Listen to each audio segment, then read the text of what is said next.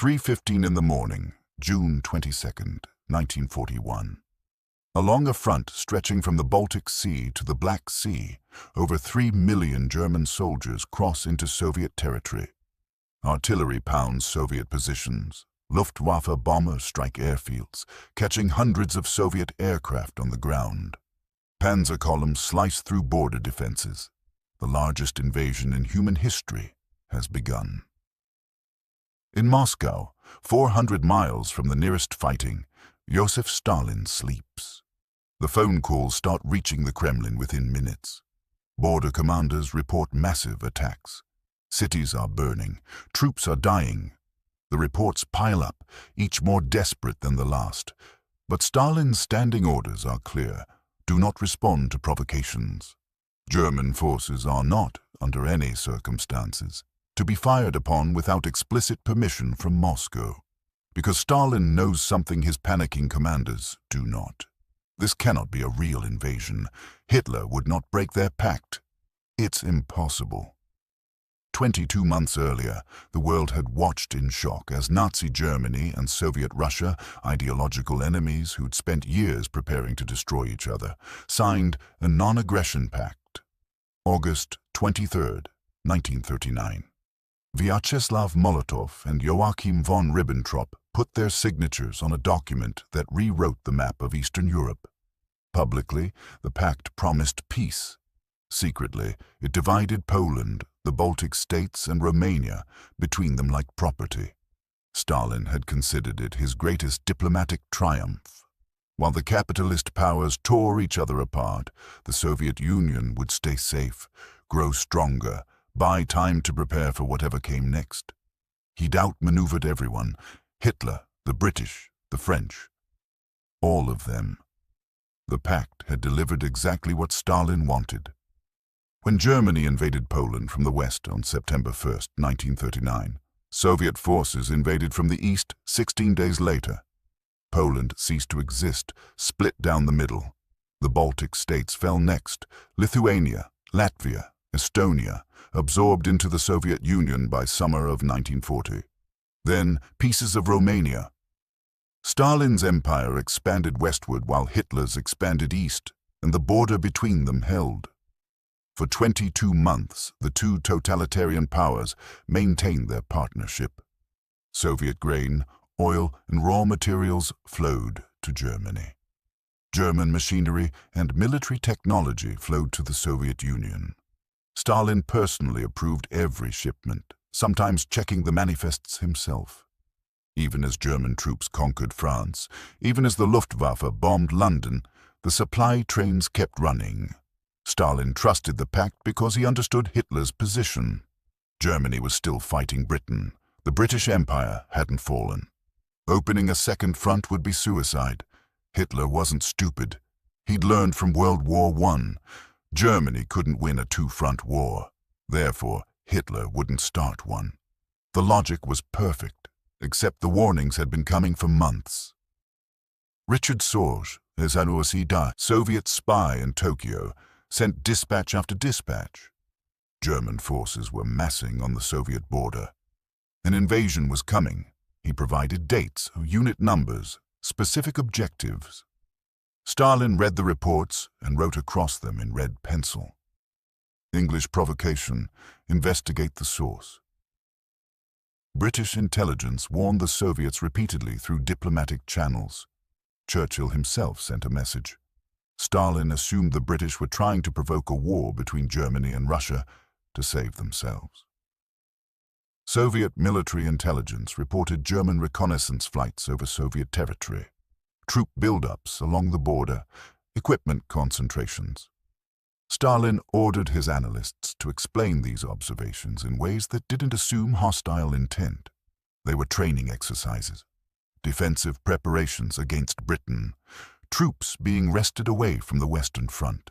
His own generals tried to warn him. In the spring of 1941, Chief of the General Staff, Georgy Zhukov, presented evidence of German preparations for invasion. Stalin exploded. "You're trying to provoke a war with Germany. You and your intelligence people want to start a war." Soviet border forces reported increasing violations. German aircraft crossing into Soviet airspace. Ground units probing defenses. Each incident was explained away. Accidents, individual commanders exceeding orders. Nothing systematic.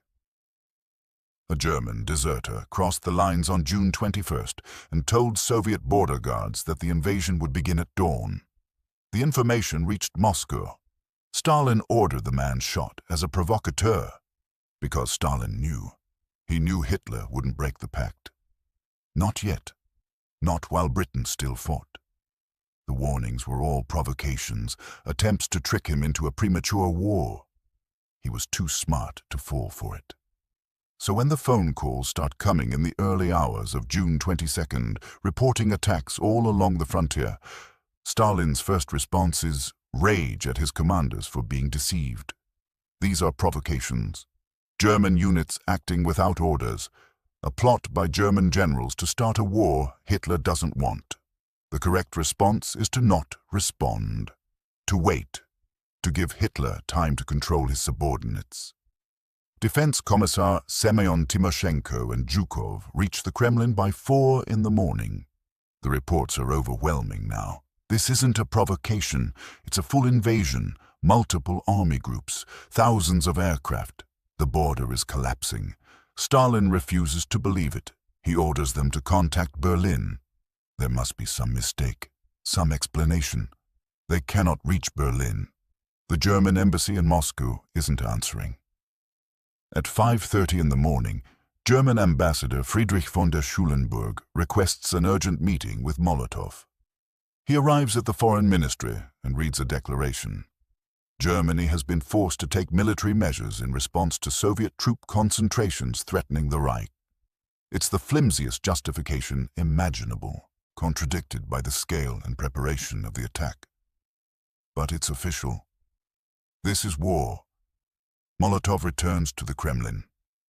Stalin is in his office, surrounded by maps and reports. Molotov tells him what the German ambassador said. Stalin stares at him.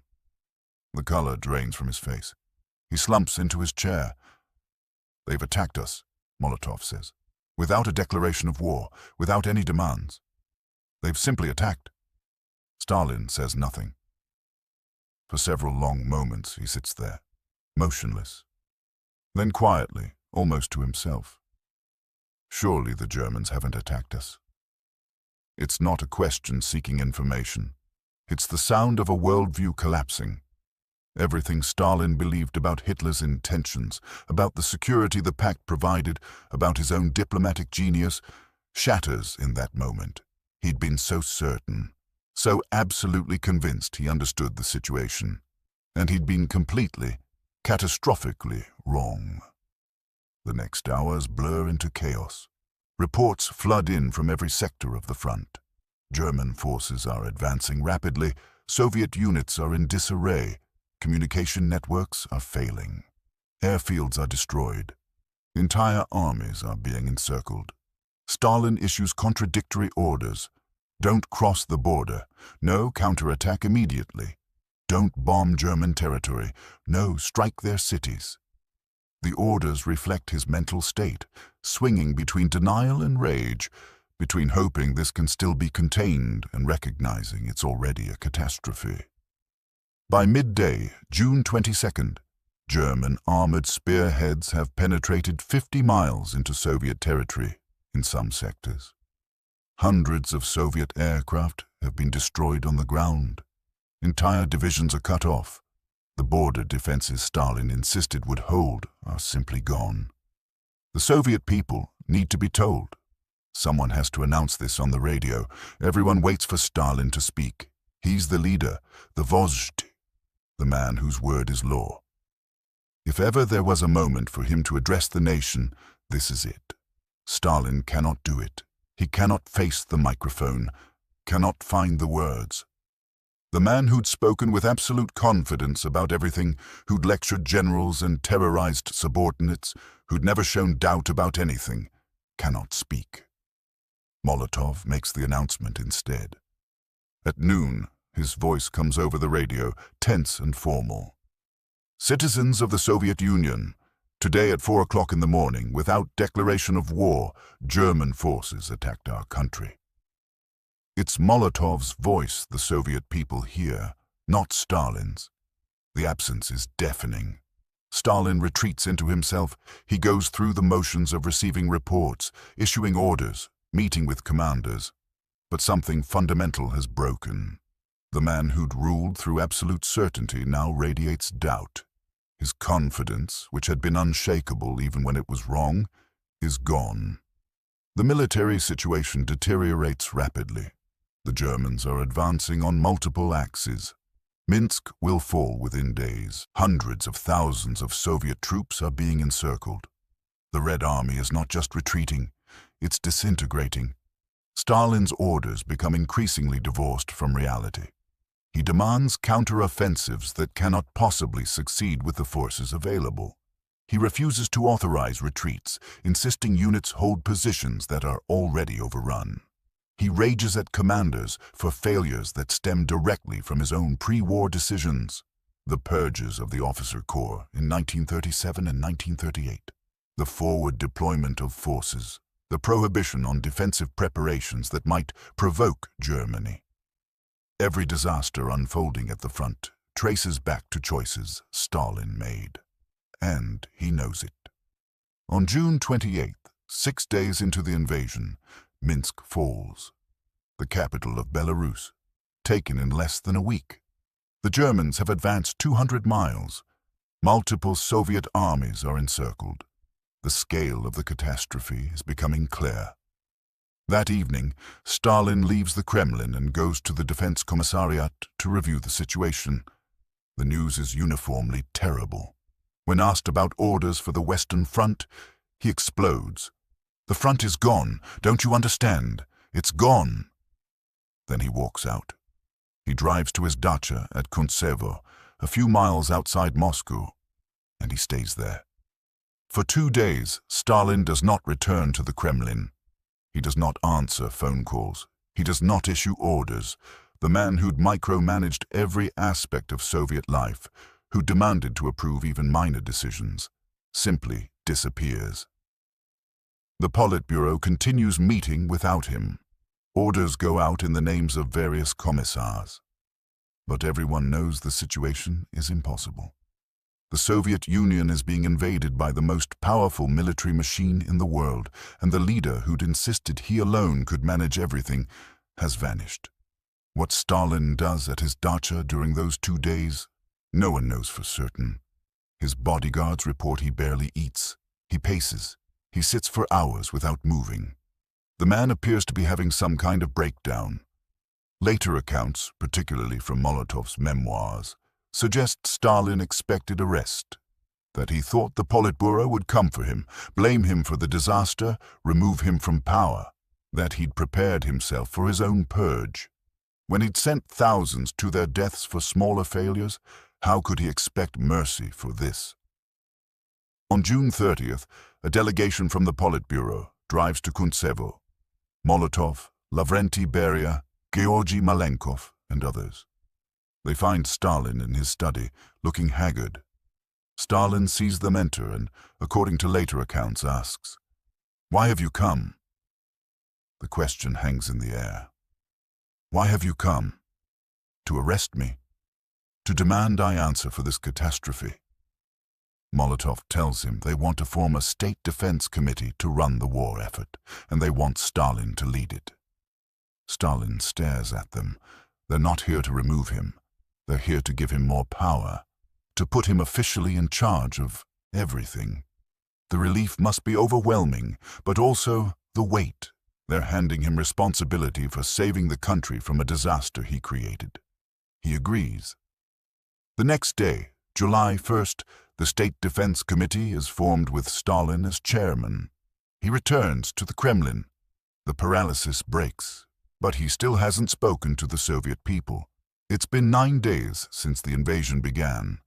9 days of catastrophic defeats, 9 days of rumors and panic, and their leader has said nothing.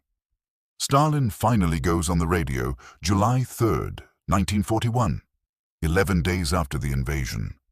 The speech is broadcast at 6:30 in the morning. What the Soviet people hear is unlike anything Stalin has said before. Comrades, citizens, brothers and sisters. Brothers and sisters. Stalin has never used such informal, intimate language. He's always been the distant, stern father of the nation. Now he's speaking to them as family. I am addressing you, my friends. My friends. Not comrades, not citizens. Friends. The speech is remarkable for what it admits. He acknowledges the gravity of the situation. The enemy has seized Lithuania, much of Latvia, western Belarus, western Ukraine. Soviet forces have retreated. The country is in danger. But he frames the invasion in a way that makes sense of it, that gives it meaning. This is not just a war between nations. It's a war for survival, for freedom, against enslavement. The Germans want to destroy the Soviet state, restore the power of landlords and kulaks, turn Soviet peoples into slaves of German princes and barons. He admits the non-aggression pact was a mistake. No, not a mistake. A necessary measure that bought time. We secured peace for our country for a year and a half and the opportunity of preparing our forces. It's a lie, but a useful one. The pact wasn't a betrayal. It was strategy. He calls for total war, scorched earth, partisan warfare. Everything that might benefit the enemy must be destroyed. Nothing can be left behind. The speech lasts 20 minutes. Stalin's voice is measured, controlled. Nothing like the broken man who'd fled to his dacha 3 days earlier. He sounds like a leader again. The effect on Soviet morale is immediate. Their leader has finally spoken. He's acknowledged the crisis, but projected confidence they can win. The silence that had been so terrifying is broken. But those who'd seen Stalin during those days between June 22nd and July 3rd know what the invasion did to him. The man who'd been so certain, so convinced of his own genius, had been reduced to paralysis by the discovery he'd been wrong. According to accounts that emerged later, particularly from Molotov, Stalin said something during those dark days that never made it into any official record. Looking at the catastrophe unfolding, at the millions of men being killed or captured, at the country being torn apart, Stalin supposedly said, "Lenin founded our state, and we've fucked it up." Whether he actually said those words is debated, but they capture something true about that moment. The revolution Lenin led in 1917, the Soviet state built over 2 decades, everything Stalin had ruled for 12 years, seemed on the verge of destruction, and Stalin knew whose fault it was. He'd ignored every warning. He'd trusted Hitler's rationality more than his own intelligence services. He'd purged the military leadership. He'd forbidden defensive preparations. He'd deployed forces forward where they could be easily encircled. He'd ordered them not to respond when attacked. Every decision that made the catastrophe possible had been his.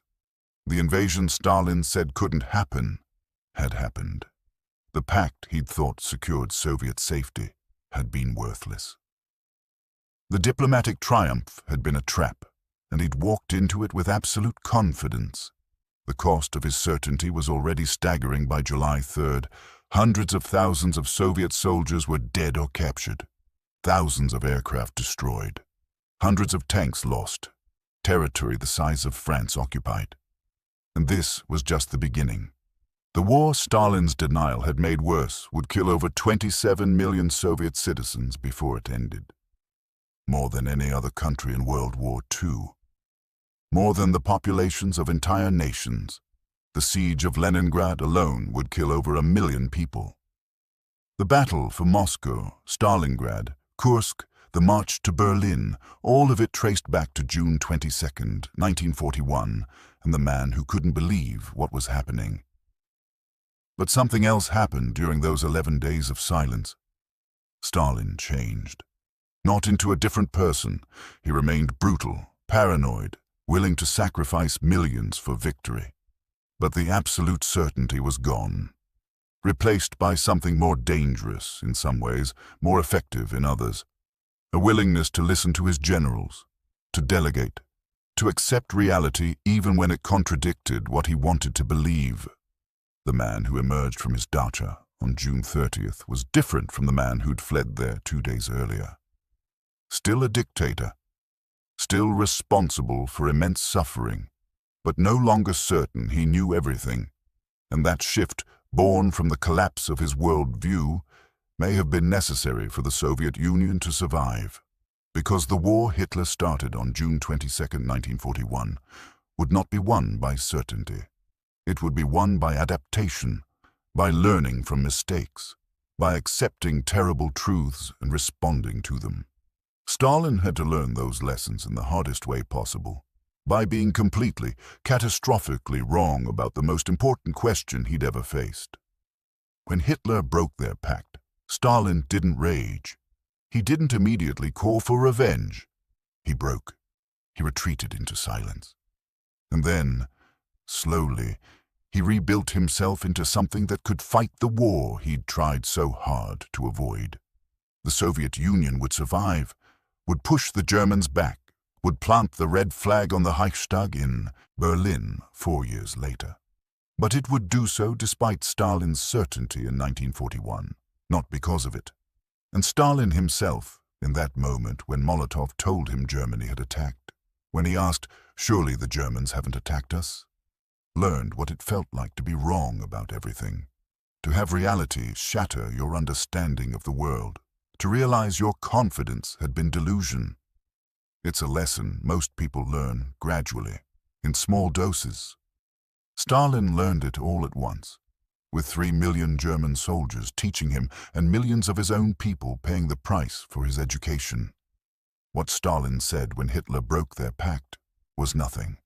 For 11 days, he said nothing at all. That silence, that absence, that paralysis, told the story of a man discovering he'd been wrong about everything that mattered. The words came later. The truth was in the silence.